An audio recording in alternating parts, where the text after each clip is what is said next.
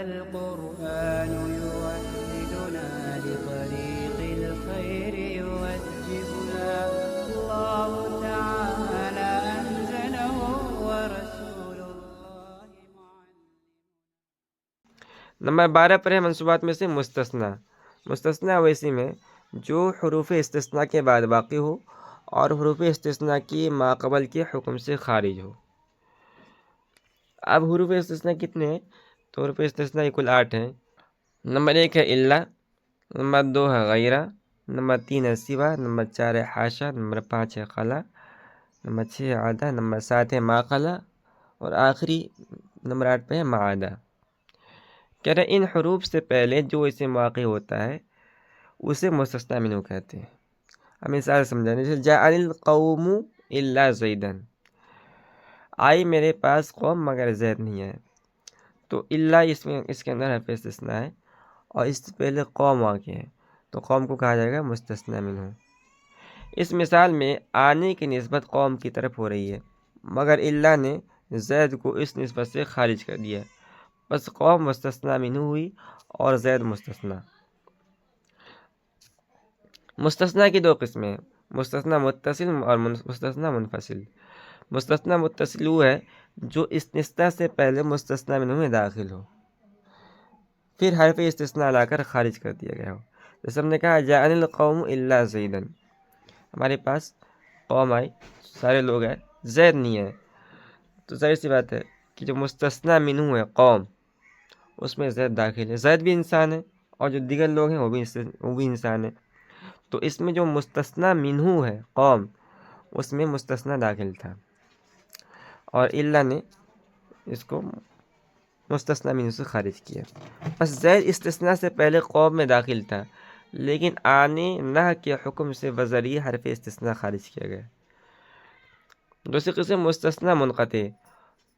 مستثنی منقطع وہ ہے جو نہ استثناء سے پہلے مستثنی منہ میں داخل ہو اور نہ بعد استثناء کے، جیسے سجد الملائکۃ الا ابلیس، سارے فرشتوں نے سجدہ کیا سوائے ابلیس نے۔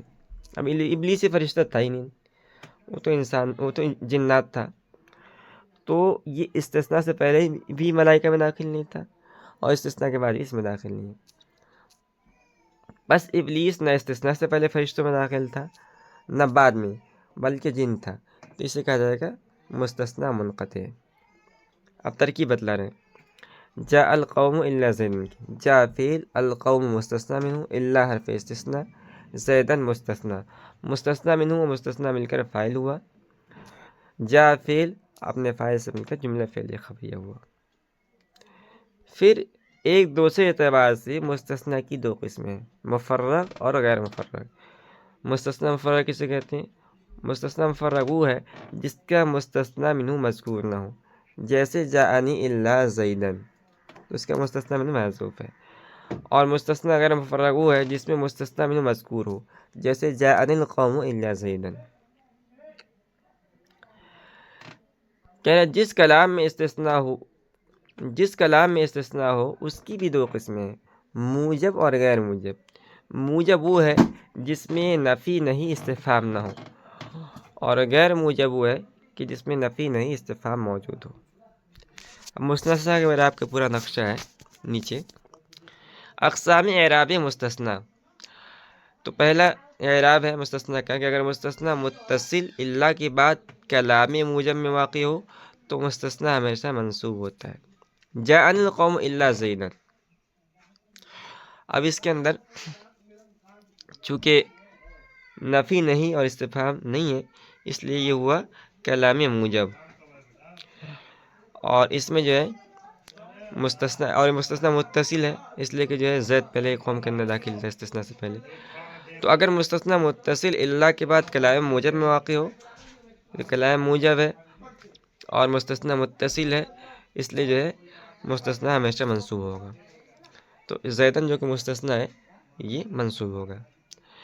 نمبر دوسرا اعراب ہے اگر کلام غیر موجب میں مستثنی کو مستثنی میں مقدم کرے تو منصوب پڑھتے ہیں۔ اب دیکھیں کلام غیر موجب کیوں ہے؟ اس لیے کہ اس کے اندر نفی کا استعمال ہوا ہے، ما جاءنی الا زیدن احد، اور یہاں پر مستثنا کو مستثنا میں مقدم کیا گیا ہے، اس لیے یہاں مستثنا زید کو منصوب پڑھا جائے گا۔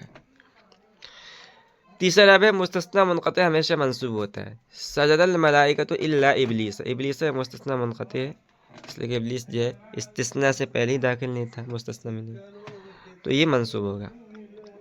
چوتھا اعراب ہے کہ خلا اور عدا کے بعد مستثنا اکثر علماء کے نزدیک منصوب ہوتا ہے، جیسے جعل القوم خلا زیدن، جعل القوم عدا زیدن، تو اس میں بھی مستثنا اکثر علماء نحو کے نزدیک منصوب ہوتا ہے۔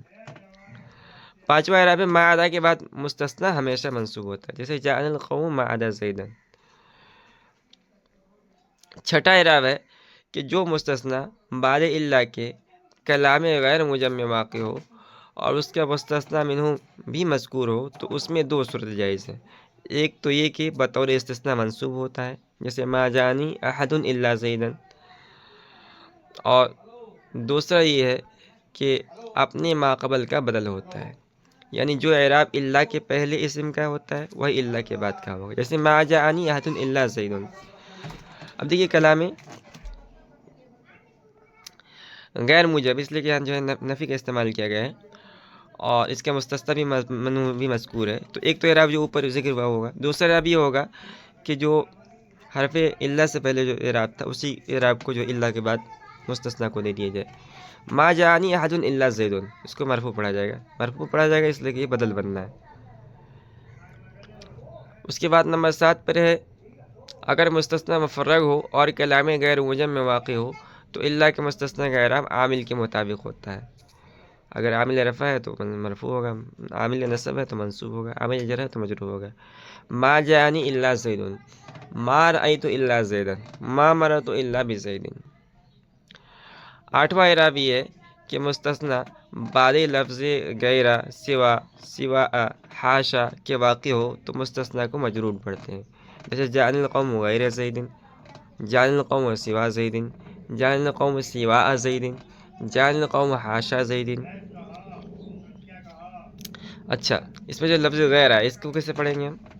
تو اس کے اعراب کو بیان کر رہے ہیں۔ اعراب لفظ غیر، یہ تو ابھی معلوم ہوا کہ غیرہ کے بعد مستثنا مجرور ہوتا ہے، ابھی بتایا جا رہا ہے کہ لفظ غیرہ کا اعراب تمام مذکورہ صورتوں میں ایسا ہوگا جیسا کہ مستثنا بالا کا ہوتا ہے، جیسا کہ ذیل کے نقشے سے معلوم ہوگا۔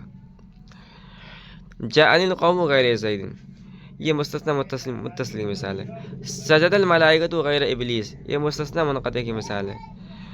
ما جانی غیر زید القوم، اب یہاں بھی غیر منصوب ہے، یہ کلام غیر موجب ہے اور مستثنا مقدم ہے، اس لیے اس کو ہم نے غیر کو جو منصوب پڑھا ہے۔ ما جانی احد غیر زید وغیر زید، تو یہ جو اعراب جو ہے تھا یہاں پہ نمبر 6 پر، جو مستثنا بعد اللہ کے کلام غیر موجب میں واقع ہو اور اس کا مستثنا بھی مذکور ہو تو اس میں دو صورتیں جائز ہیں، تو یہی دونوں صورتیں غیرہ کے اندر بھی جائز ہیں، دونوں سے پڑھ سکتے ہیں۔ تو ما جانی احد غیر بھی پڑھ سکتے ہیں اور ما جانی احد غیر زید بھی پڑھ سکتے ہیں۔